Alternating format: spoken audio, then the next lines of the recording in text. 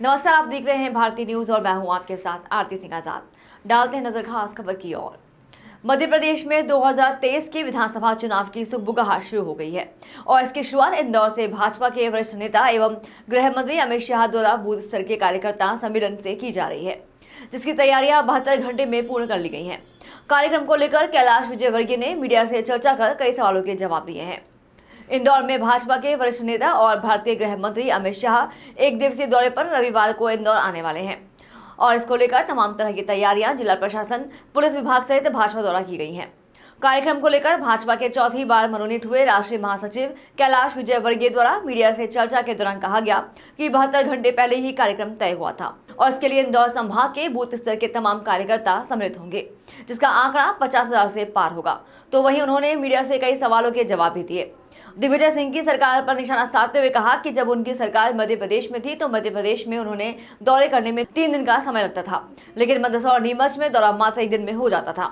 और जब गुजरात में दौरा कर वापस मध्य प्रदेश आते थे और जब गाड़ी धीमी हो जाए तो समझ आते थे कि मध्य प्रदेश आ गया, लेकिन अब इंदौर से कार में सोते हुए गुजरात पहुंच सकते हैं। तो वहीं बीजेपी के राष्ट्रीय महासचिव कैलाश विजयवर्गीय ने पूर्व लोकसभा अध्यक्ष सुमित्रा महाजन के पिछले दिनों के सवाल के जवाब में कहा है कि भाजपा का एजेंडा एक है, परिवारवाद भाजपा में नहीं होगा और मैं उनकी बात से सहमत भी हूं।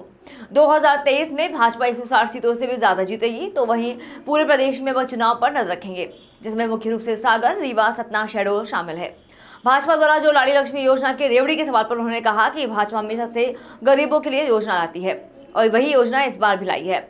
इसी के साथ कमलनाथ द्वारा कन्हैया कुमार को लेकर उन्होंने कटाक्ष करते हुए कहा, जो व्यक्ति भारत तेरे टुकड़े होंगे जैसे शब्दों का उपयोग करता है उसको कांग्रेस में मंच दिया है और अपने साथ बैठा रही है। इससे कांग्रेस की मानसिकता का पता लगता है।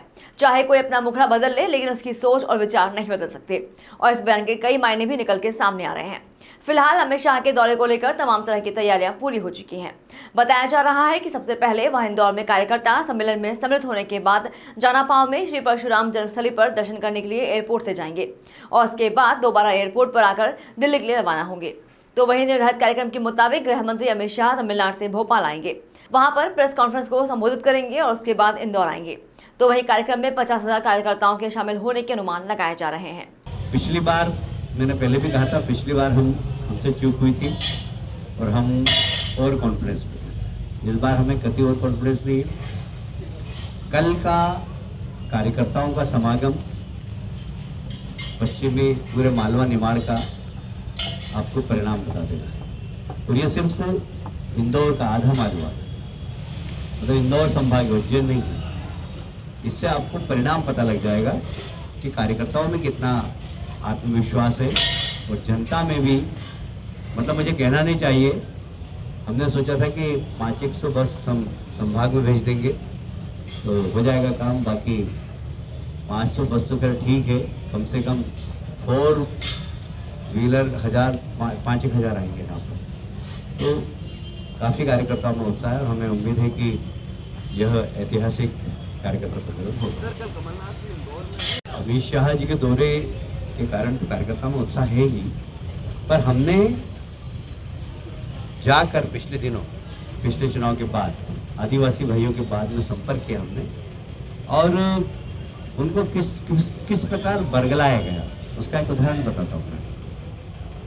मैंने 100 पढ़े लिखे आदिवासी नौजवानों की बैठक बुलाई और मैंने कहा भाई क्या बात है, भारतीय जनता पार्टी ने इतना काम किया।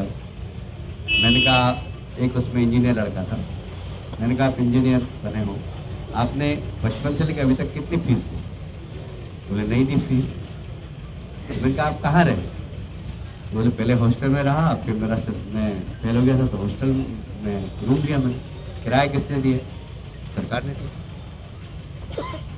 तो मैंने कहा उसके बाद आप इंजीनियर बने। जब सरकार आपको नीचे से लेकर ऊपर तक सब पढ़ाने की शिक्षा का, फिर आप सरकार के खिलाफ क्यों? बोले सरकार का काम है। तो मैंने कहा पहले वाली सरकार का काम नहीं था क्या? भाई ये तो भारतीय जनता पार्टी की सरकार आई तब इस प्रकार की आपको सुविधा मिली। पहले आप यहाँ पढ़ते थे तो आपको किराया कमरे का देना पड़ता था, अब सरकार दे रही है। ये सरकार भारतीय जनता पार्टी की, शिवराज जी की सरकार है। तो उनको सरकार और पार्टी के बीच में अंतर नहीं था। इस प्रकार तरीके से उनको पढ़े लिखे नौजवानों को कर गिराया।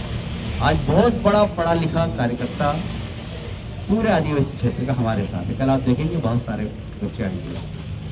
तो हमने सारी गलतफहमियां उनकी दूर भी की है और हमने बताया कि हम वोट के लिए राजनीति नहीं करते हैं, देश के लिए राजनीति करते हैं। हमने बताया कि देश के प्रधानमंत्री ने जब प्रधानमंत्री की शपथ ली थी 2014 में, तो उन्होंने कहा था कि मेरे लिए देश पहले है दल बाद। तो हम दल के लिए राजनीति नहीं करते हैं, देश के लिए राजनीति करते हैं। जब भी उन्हें समझाया तो निश्चित रूप से वो हमारे अब कार्यकर्ता बन के काम कर, और इसलिए ये अंतर आया कि वो कार्यकर्ता जो पहले किसके लिए, गरीब के लिए। यदि मुख्यमंत्री कन्यादान योजना चालू हुई तो किसके लिए हुई, गरीब के लिए। तो हमारा तो नारा ही है, हमारा तो अंत्योदय नारा है, जो अंतिम व्यक्ति इसको उठाना, गरीब व्यक्ति की मदद करना, गरीब व्यक्ति की गरीबी समाप्त करना, ये हमारा नारा है। हमारे जो पंचतंत्र, हमारे जो पंच निष्ठाएं हमारी, उसमें है अंत्योदय। तो हम उसी के अंतर्गत काम, हमारी विचारधारा का हिस्सा है कि गरीब व्यक्ति